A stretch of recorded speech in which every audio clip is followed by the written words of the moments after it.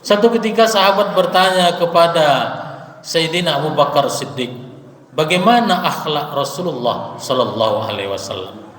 Ketika itu Abu Bakar menjawab, bisakah engkau menceritakan bagaimana dunia dan isinya ini kepadaku?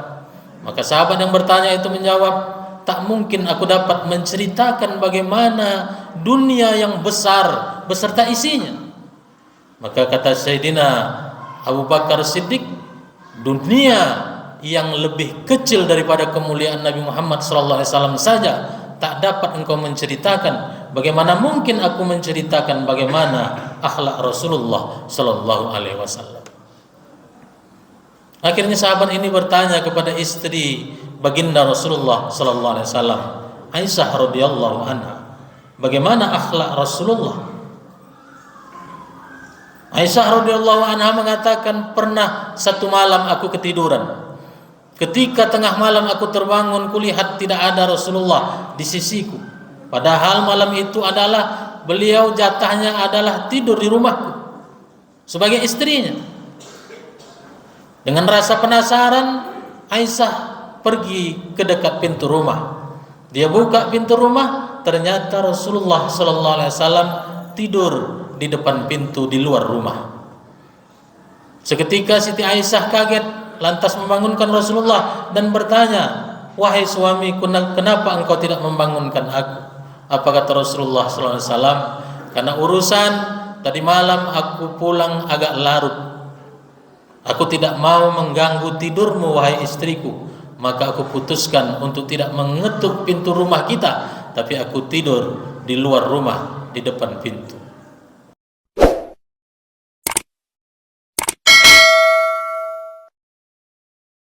Assalamualaikum warahmatullahi wabarakatuh.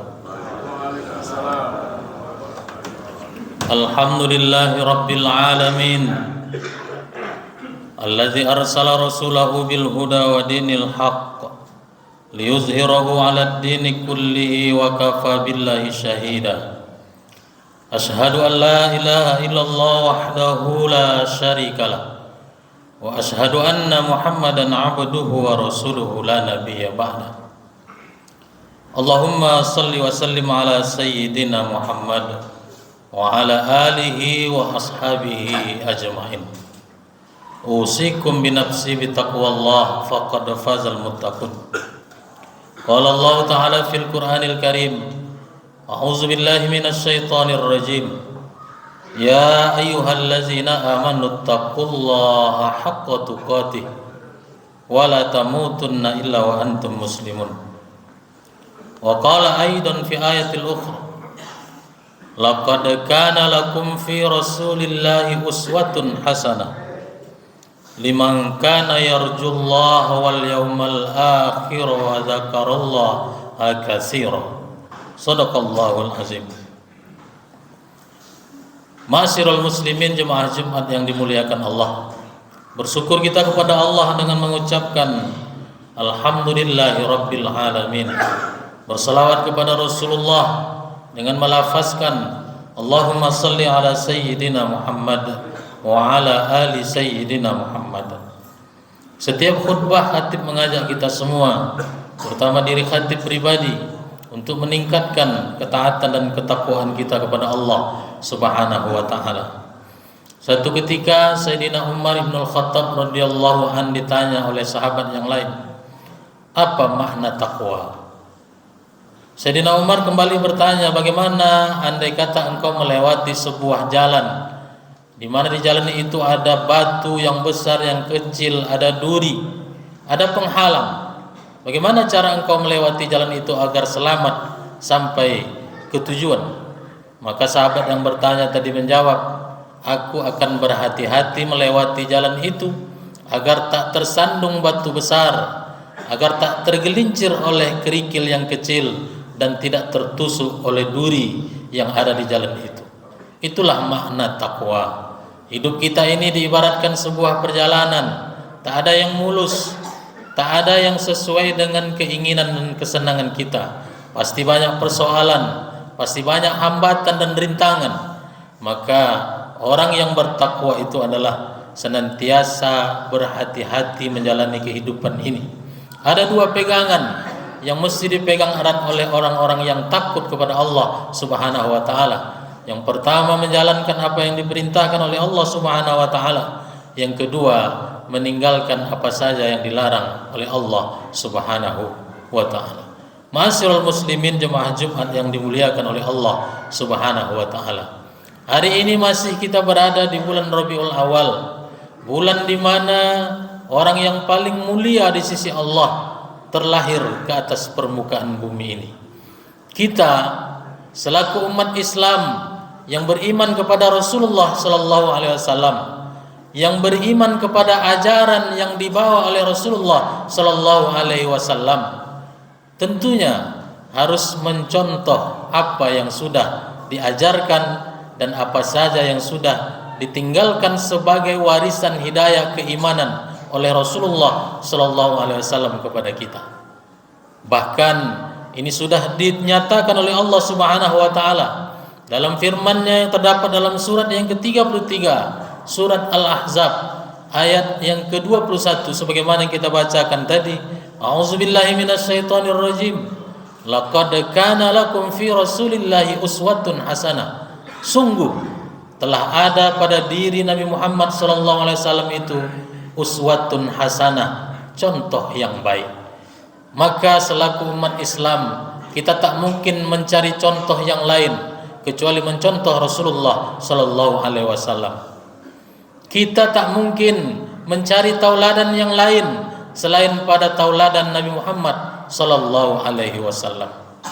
Ketika kita mencontoh sesuatu, maka yang kita contoh kualitasnya mesti jauh di atas kita. Maka orang yang paling mulia, nabi yang paling mulia, kekasih yang paling mulia dari sekian banyak kekasih-kekasih Allah adalah Nabi Muhammad sallallahu alaihi wasallam. Satu ketika sahabat bertanya kepada Sayyidina Abu Bakar Siddiq, bagaimana akhlak Rasulullah sallallahu alaihi wasallam? Ketika itu Abu Bakar menjawab, bisakah engkau menceritakan bagaimana dunia dan isinya ini kepadaku? Maka sahabat yang bertanya itu menjawab, tak mungkin aku dapat menceritakan bagaimana dunia yang besar beserta isinya. Maka kata Sayyidina Abu Bakar Siddiq, dunia yang lebih kecil daripada kemuliaan Nabi Muhammad sallallahu alaihi wasallam saja tak dapat engkau menceritakan, bagaimana mungkin aku menceritakan bagaimana akhlak Rasulullah sallallahu alaihi wasallam. Akhirnya sahabat ini bertanya kepada istri baginda Rasulullah sallallahu alaihi wasallam, Aisyah radhiyallahu anha, bagaimana akhlak Rasulullah? Aisyah radhiyallahu anha mengatakan, pernah satu malam aku ketiduran. Ketika tengah malam aku terbangun, kulihat tidak ada Rasulullah di sisiku. Padahal malam itu adalah beliau jatahnya adalah tidur di rumahku sebagai istrinya. Dengan rasa penasaran, Aisyah pergi ke dekat pintu rumah. Dia buka pintu rumah, ternyata Rasulullah sallallahu alaihi wasallam tidur di depan pintu di luar rumah. Seketika Siti Aisyah kaget, lantas membangunkan Rasulullah dan bertanya, wahai suamiku, kenapa engkau tidak membangunkan aku? Apa kata Rasulullah sallallahu alaihi wasallam? Karena urusan tadi malam aku pulang agak larut. Aku tidak mau mengganggu tidurmu wahai istriku, maka aku putuskan untuk tidak mengetuk pintu rumah kita, tapi aku tidur di luar rumah di depan pintu. Sebagai seorang suami, begitulah akhlak budi pekerti Rasulullah kepada istri dan keluarganya. Bagaimana akhlak Rasulullah kepada para sahabatnya? Dalam sebuah majelis, datang salah seorang sahabat, datangnya kebetulan terlambat. Dia tengok tak ada lagi tempat yang kosong untuk dia duduk. Satu orang pun sahabat yang mengelilingi Rasulullah sallallahu alaihi wasallam tak ada tergerak hatinya untuk memberikan tempat karena memang kondisinya sempit. Melihat kondisi ini, Rasulullah sallallahu alaihi wasallam mengambil sorbannya, dia bentangkan di sebelah kanannya sorban tersebut. Maka setelah itu dia persilakan sahabat yang datang terlambat tadi untuk duduk di atas sorban di sebelah Rasulullah sallallahu alaihi wasallam. Melihat itu semua, sahabat yang datang terlambat ini tak mungkin duduk di atas sorban Rasulullah sallallahu alaihi wasallam. Dia ambil sorban itu, dia cium, kemudian dia duduk tanpa beralaskan sorban Rasulullah sallallahu alaihi wasallam. Dia datang terlambat, tak ada satu orang pun peserta di majelis Rasulullah itu yang mau memberikan tempat karena memang sesak. Tapi Rasulullah sallallahu alaihi wasallam dengan kebesaran hatinya, dengan akhlaknya yang mulia, bahkan dia bentangkan sorban untuk sahabatnya yang datang terlambat tadi agar bisa duduk di sebelahnya. Bagaimana akhlak Rasulullah sallallahu alaihi wasallam kepada orang yang tak seakidah dengan dia?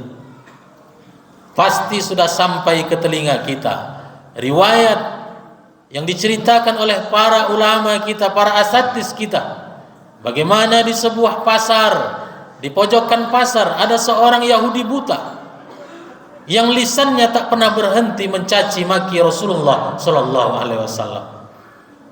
Apa yang dilakukan oleh Rasulullah terhadap Yahudi buta ini yang setiap hari lisannya tak pernah kering menceritakan keburukan Nabi Muhammad sallallahu alaihi wasallam, mencaci maki, merendahkan dan lain sebagainya, bahkan menuduh Rasulullah sebagai orang tukang sihir.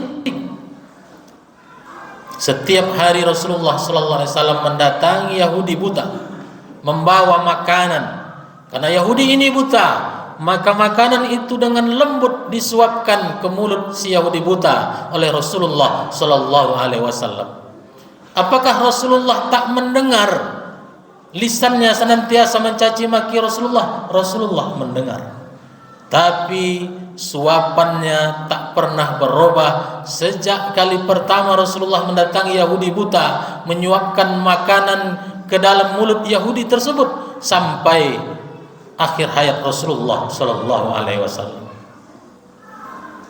Sepeninggal Rasulullah sallallahu alaihi wasallam, Sayyidina Abu Bakar Siddiq penasaran, apalagi kira-kira amalan aktivitas Rasulullah yang belum sampai kepadaku, yang aku ingin juga melaksanakannya. Maka ditanyalah kepada putrinya, yang putrinya itu adalah istri dari baginda Rasulullah SAW. Ya Aisyah, wahai anakku, apalagi amalan yang dilakukan oleh Rasulullah yang selama ini aku belum ketahui?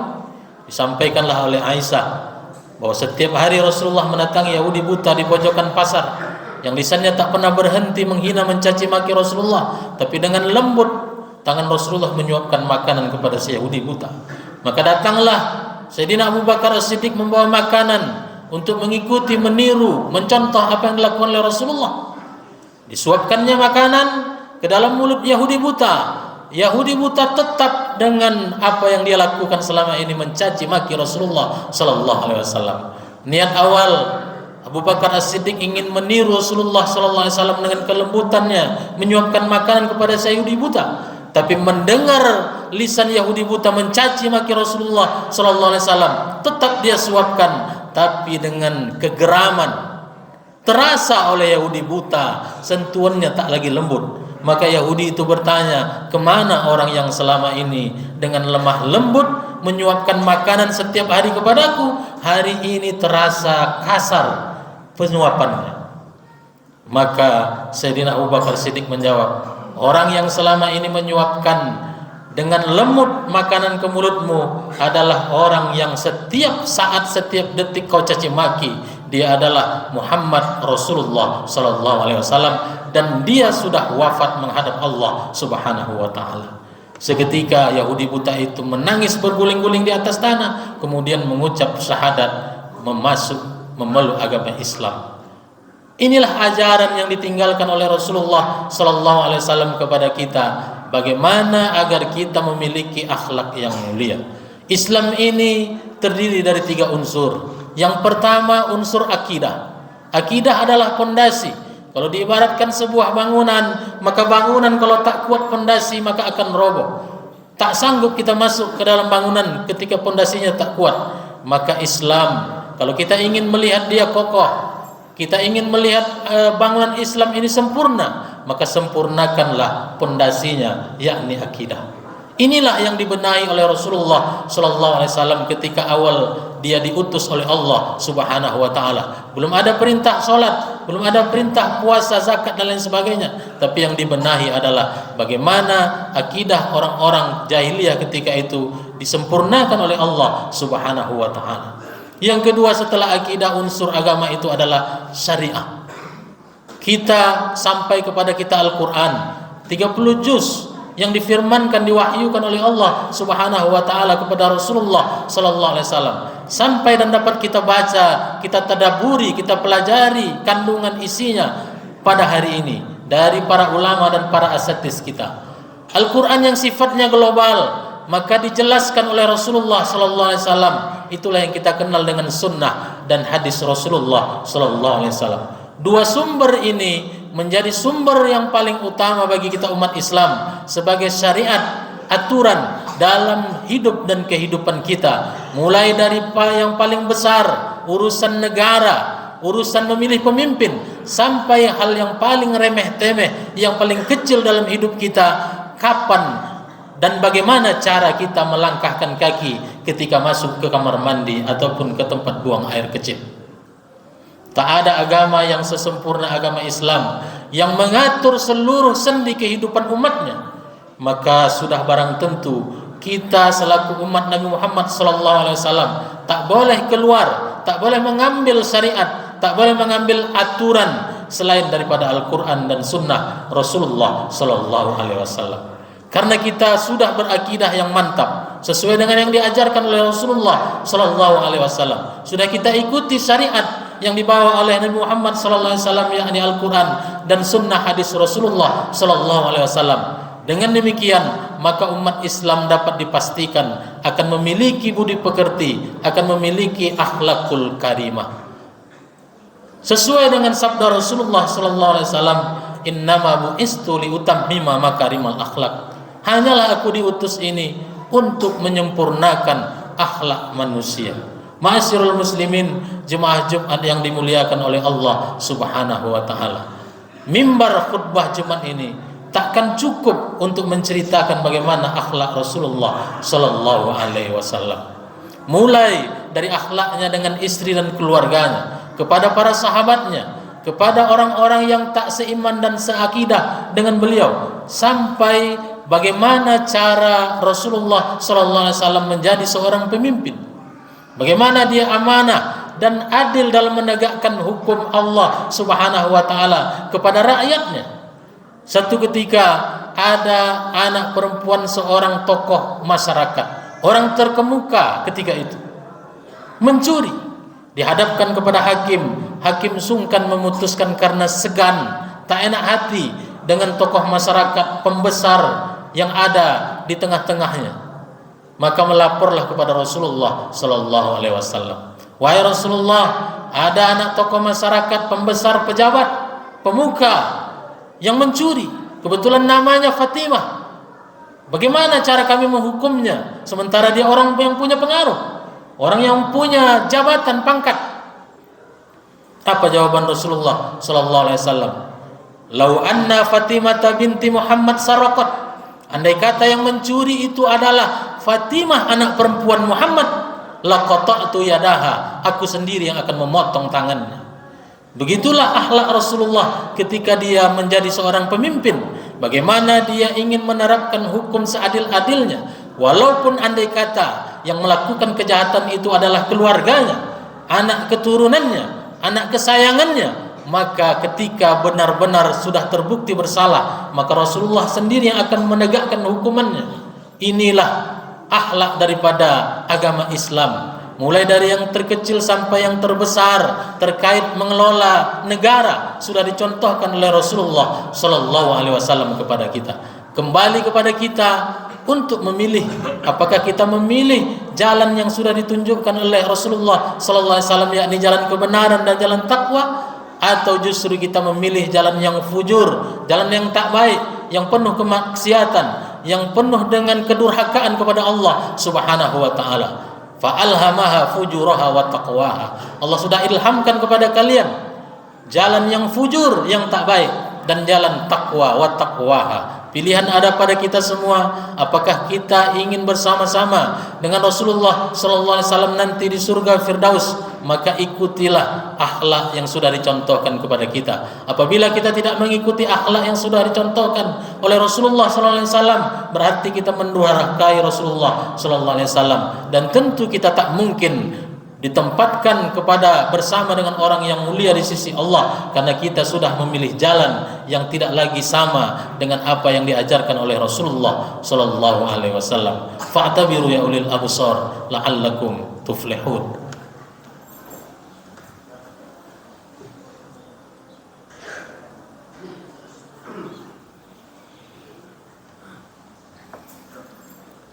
Alhamdulillahi rabbil alamin, alladzi khalaqal mauta wal hayata liyabluwakum ayyukum ahsanu amala wa huwal azizul ghafur. Asyhadu an la ilaha illallah wahdahu la syarika lah wa asyhadu anna Muhammadan abduhu wa rasuluhu la nabiyya ba'da. Allahumma salli wa sallim ala sayyidina Muhammad wa ala alihi wa ashabihi ajmain. Usikum bi nafsi bi taqwallah faqad fazal muttaqun. Qala Allah ta'ala fil Qur'anil Karim, a'udzu billahi minasy syaithanir rajim. Ya ayyuhallazina amanu taqullaha wal tanzur nafsum ma qaddamat lighad wattaqullaha innallaha khabirum bima ta'malun. Innallaha malaikatahu yusholluna 'alan nabi ya ayyuhallazina amanu shallu 'alaihi wa sallimu taslima. Allahumma shalli 'ala sayidina Muhammad wa 'ala ali sayidina Muhammad kama shallaita 'ala sayidina Ibrahim wa 'ala ali sayidina Ibrahim wa barik 'ala sayidina Muhammad wa 'ala ali sayidina Muhammad kama barakta 'ala sayidina Ibrahim wa 'ala ali sayidina Ibrahim fil 'alamin innaka Hamidum Majid. Allahumma ighfir lil muslimin wal muslimat wal mu'minin wal mu'minat al ahya'i minhum wal amwat innaka sami'un qaribun mujibud da'wat wa ya qadiyal hajat. Allahumma inna nas'aluka ridhaka wal jannah wa na'udzubika min sakhatika wan nar. Rabbana 'alaika tawakkalna wa ilaika anabna wa ilaikal masir. Rabbana taqabbal minna du'ana innaka antas samiul alim wa tub 'alaina innaka antat tawwabur rahim. Rabbana atina fid dunya hasanah wa fil akhirati hasanah wa qina azaban nar. Ibadallah, innallaha ya'muru bil adli wal ihsan wa ita'izil qurba wa yanha 'anil fahsai wal munkari wal baghi ya'izukum la'allakum tadhakkarun wa la dzikrullahi akbar. Aqimis shalah.